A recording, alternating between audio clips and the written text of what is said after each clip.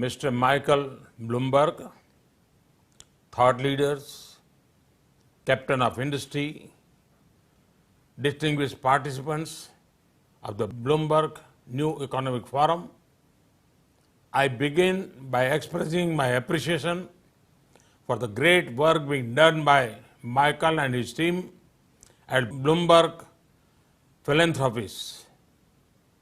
The support provided by this team in designing of India's smart cities mission has been very good. Friends, we are at a very important point in our history.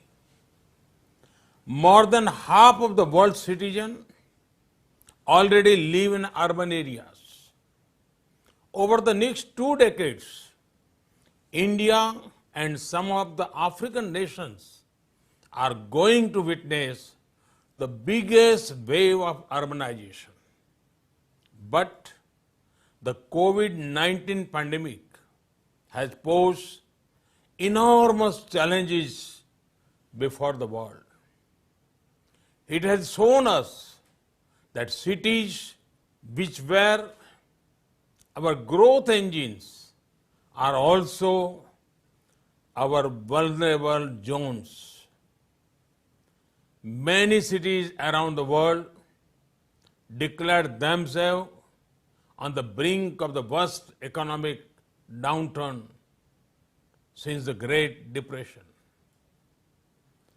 The very things which represented living in a city are facing a question mark.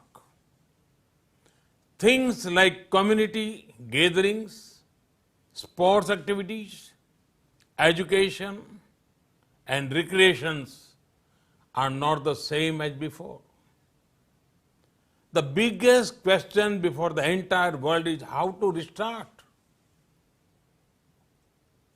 The restart will not be possible without a reset of mindset, a reset of processes, and a reset of practices. Friends, I think the historic reconstruction efforts after the 2 world wars can give us several lessons. Post-world wars, the entire world worked on a new world order. New protocols were developed and world changed itself. COVID-19 has also given us a similar opportunity to develop new protocols in every field. This opportunity should be grabbed by the world if we want to develop resilient system for the future. We should think on post-COVID requirements of the world. A good starting point would be the rejuvenation of our urban centers. Friends, here I want to share a positive side of Indian cities. Indian cities have presented an extraordinary example during these tough times. There were worldwide incidents of resistance against the lockdown measures. However, Indian cities meticulously followed this preventive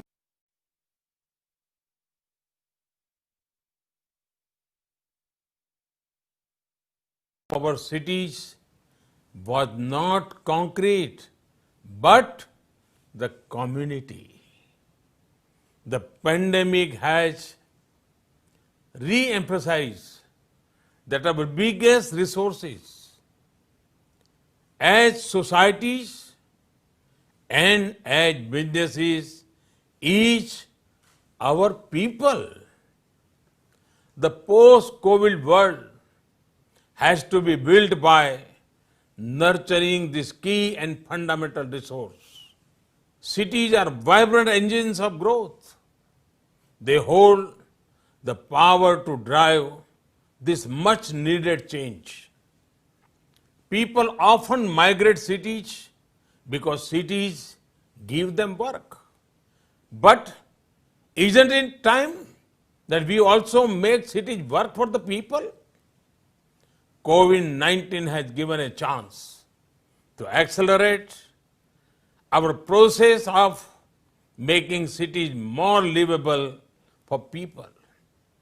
This includes better housing facilities, better work environment, shorter and efficient travel. During the lockdown, many cities saw cleaner lakes and rivers, as well as cleaner air. So many of us saw the chirping of birds we never noticed before. Can we not build sustainable cities where these features are the norm and not the exception? It has been our endeavor in India to build urban centers which have the amenities of a city but the spirit of village. Friends, during the pandemic, technology has also helped us maintain continuity in our work. Thanks to a simple tool like video conferencing, I can wrap up many more meetings. This has also helped me bridge the distance and talk to all of you. But this also poses an interesting question for a post-COVID world. Will we continue with the learning of the COVID times, like video conferencing? Or will we travel across continents to participate in a conference? Reducing stress on urban system will depend on our choices. The choices will also help us maintain a better work-life balance. In today's age, empowering people to work from anywhere, to live anywhere, to plug into global supply chains from anywhere is an absolute necessity. That is why we have announced simplified guidelines for the technology and knowledge-enabled service sector. This will facilitate work from home and work from anywhere. Friends, our cities cannot prosper without availability of affordable housing. Realizing this, we launched the Housing for All program in 2015. I am happy to note that we are well on our way. We will deliver more than 1 crore or 10 million houses to aspiring families in urban areas before the targeted deadline of 2022. Looking at the conditions created by the pandemic, we also introduced an affordable rental housing initiative. We created the Real Estate Regulation Act. This has transformed the dynamics of the real estate sector. Also, this has made it more customer-oriented and transparent. Friend, sustainable mobility is key to creating resilient cities. The work on metro rail is going on in 27 cities. We are on track to deliver close to 1,000 kilometers of metro rail system in the country by 2022. Our Make in India push had led to development of tremendous indigenous capacity for production of transportation systems. It is going to help us push our sustainable transport goals in a big way. Friends, technology is an important enabler in the journey of a smart, prosperous, and resilient city. Technology helps manage a city efficiently and build connected communities. We are looking at a future where a major chunk of education, healthcare, shopping, food experiences may happen online. Our cities need to be ready for the convergence of the physical and digital worlds. Our programs, Digital India and Startup India missions are helping create capacities toward this. We have selected 100 smart cities through a two-stage processes. It was a nationwide competition upholding the philosophy of cooperative and competitive federalism. These cities have prepared projects worth almost 2 lakh crore rupees or 30 billion US dollars and projects worth almost 1,40,000 crore rupees or $20 billion have been completed or nearing completion.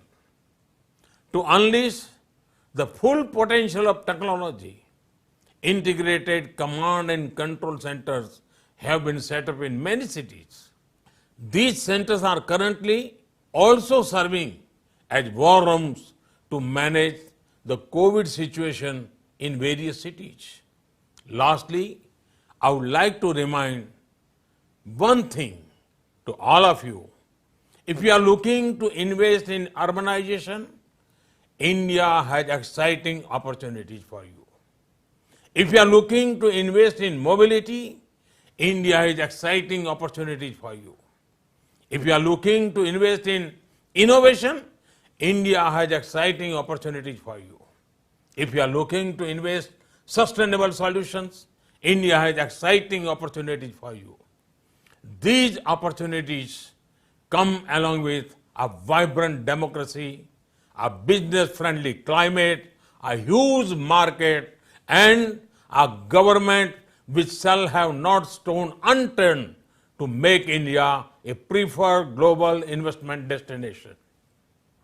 Friends, India is well on its way towards urban transformation. I have no doubt that with the help of all stakeholders, the civil society, academic institutions, industry, and most importantly, the citizens and communities, we will achieve the dream of resilient and prosperous global cities. Thank you. Thanks a lot.